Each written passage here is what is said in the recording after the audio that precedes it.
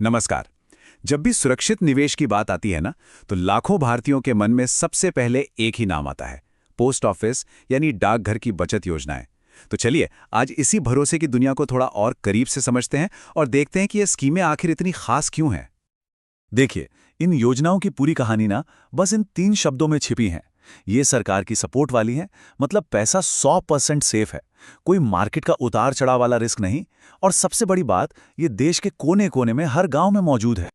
आज की हमारी चर्चा में सबसे पहले तो हम इन योजनाओं के जो मूल फायदे हैं उन्हें समझेंगे। फिर हम देखेंगे कि अगर लगातार पैसा बढ़ाना हो या हर महीने इनकम चाहिए हो या फिर किसी बड़े लक्ष्य के लिए बचत करनी हो तो कौन सी स्कीम बेस्ट है। और हाँ, आखिर में हम ये भी जानेंगे कि अपने लिए सही स्कीम कैसे चुनें। तो शुरू करते हैं सबसे पहली और सबसे जरूरी बात से। आखिर वो कौन सी वजहें हैं जो इन स्कीम्स को इतना भरोसेमंद बनाती हैं। देखिए, इन योजनाओं की सबसे बड़ी खूबी यही है कि ये हर किसी के लिए हैं। पहली बात, सरकारी सुरक्षा है, मतलब रिटर्न की पक्की गारंटी। दूसरी, इनकी पहुंच जबरदस्त है, हर गांव तक।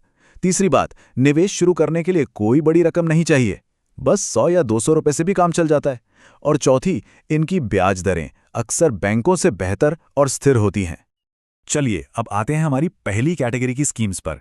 ये उन लोगों के लिए हैं जो हर महीने थोड़ा थोड़ा बचाकर एक तय रिटर्न कमाना चाहते हैं। यहाँ पर 3 मेन स्कीमें हैं।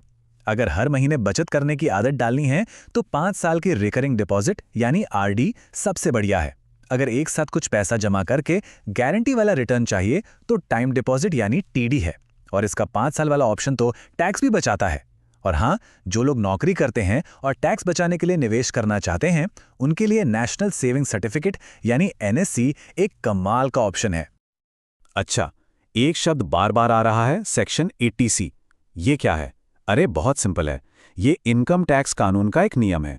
इसके तहत अगर कुछ खास योजनाओं में पैसा लगाया जाए तो अपनी टैक्सेबल इनकम को 1.5 लाख रुपए तक कम कर सकते हैं। मतलब सीधा सीधा टैक्स में बचत।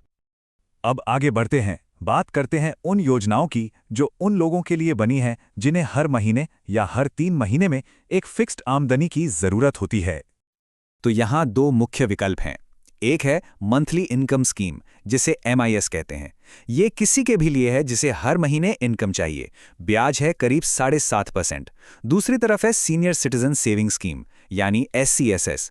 जैसा नाम से ही जाहिर है, ये 60 साल से ऊपर के वरिष्ठ नागरिकों के लिए है। इसमें ब्याज दर काफी ज्यादा, लगभग 8.2% है। और इसमें 80C का टैक्स फायदा भी मिलता है। जरा इस नंबर को देखिए, 8.2%। आज के ज़माने में जब सेफ इन्वेस्टमेंट पर इतना रिटर्न मिलना बहुत मुश्किल है, ये ब्याज दर SCSS को बहुत ही खास बना देती है। ये हमारे सीनियर सिटीजन्स के लिए सिर्फ सुरक्षा ही नहीं, बल्कि एक शानदार रिटर्न का भी वादा है।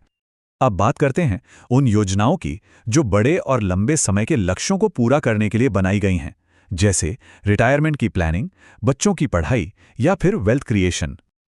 चलिए, अब एक ऐसी स्कीम पर नजर डालते हैं जो आपके पैसे को दोगुना करने का दम रखती है। 115 महीने यानी कि 10 साल से भी कम। जी हाँ, किसान विकास पत्र या KVP में लगाए गए पैसे को डबल होने में बस इतना ही समय लगता है। ये उन लोगों के लिए एक शानदार विकल्प है जो थोड़ा धैर्य रखकर अपने पैसे को बढ़ते हुए देखना चाहते हैं। और अब आते हैं हम सबकी पसंदीदा योजनाओं में से एक पब्लिक प्रोविडेंट फंड यानी PPF पर। ये तो रिटायरमेंट प्लानिंग और वेल्थ क्रिएशन का एक पावर हाउस है। इसका लॉकिंग पीरियड 15 साल का है, लेकिन इसका सबसे बड़ा प्लस पॉइंट है इसका EEE टैक्स स्टेटस। तो ये EEE क्या भला है? इसका मतलब है एग्जेम्प्ट एग्जेम्प्ट एग्जेम्प्ट। मतलब जो पैसा लगाया वो टैक्स फ्री, उस पर जो ब्याज कमाया वो भी टैक्स फ्री, और आखिर में जो पूरी रकम मिली वो भी टैक्स फ्री। है ना टैक्स बचाने का सबसे जबरदस्त तरीका। इसी तरह की एक और बहुत ही पावरफुल स्कीम है सुकन्या समृद्धि योजना। ये खास तौर पर 10 साल से कम उम्र की बेटी के भविष्य को सुरक्षित करने के लिए है, चाहे वो उसकी पढ़ाई हो या शादी। इसकी ब्याज दर छोटी बचत योजनाओं में सबसे ज्यादा है, करीब 8.2%।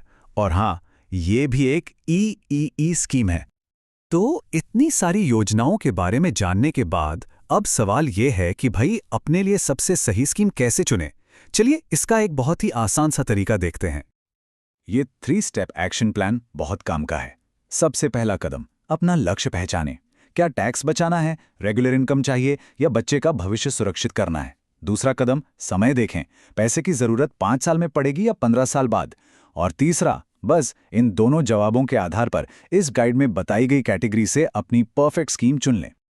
तो अब सोचने वाली बात यह है कि वो पहला फाइनेंशियल गोल क्या है जिसके लिए बचत शुरू की जा सकती है, क्योंकि याद रखिए, एक सही योजना चुनना ही सुरक्षित भविष्य की ओर पहला और सबसे जरूरी कदम है।